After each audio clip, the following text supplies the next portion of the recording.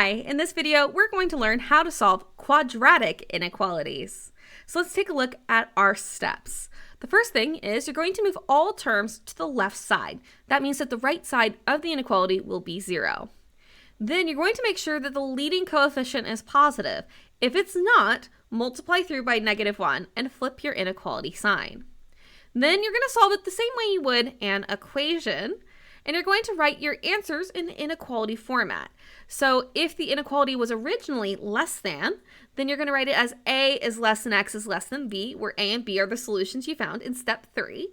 And if it was originally a greater than, you'll have x is less than a or x is greater than b. Again, a and b are the solutions that you found in step 3. Please note that a will always be smaller than b in the way I have it set up here. So let's take a look at an example. X squared plus x minus 12 is greater than 0. Notice that all the terms are already on one side and our leading coefficient is already positive. So we are in good shape. We're going to go ahead and solve the equivalent equation. So x squared plus x minus 12 equals 0. How would I solve that?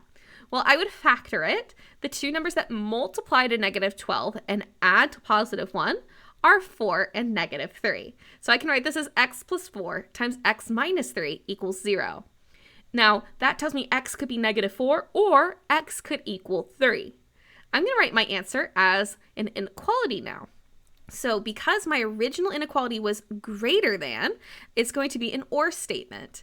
X is less than -4 or x is greater than 3. How about this example? -x squared plus 8x is greater than 7. So the first thing I want to do is move all the terms to the left. In that case, I'm going to subtract 7 over. So now I have -x squared plus 8x minus 7 is greater than 0. But remember, my leading coefficient needs to be positive. So I'm going to multiply both sides by -1. And notice that that is also going to flip my inequality sign. Okay, so -1 times -x squared is positive x squared. -1 times 8x is -8x.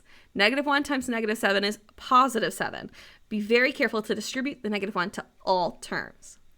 Now that I have it set up this way, I'm going to be able to solve it like it's an equation. So if I had x squared minus 8x plus 7 equals 0, how would I solve it? Well, what two numbers multiply to 7 and add to -8? Well, that would be -1 and -7. So x minus 1 times x minus 7 equals 0, which means that x could equal +1 or x could equal +7. Now I need to write my answers in inequality format. Notice that this inequality was a less than. That means I'm going to write it as 1 is less than x is less than 7. And that's how you solve quadratic inequalities.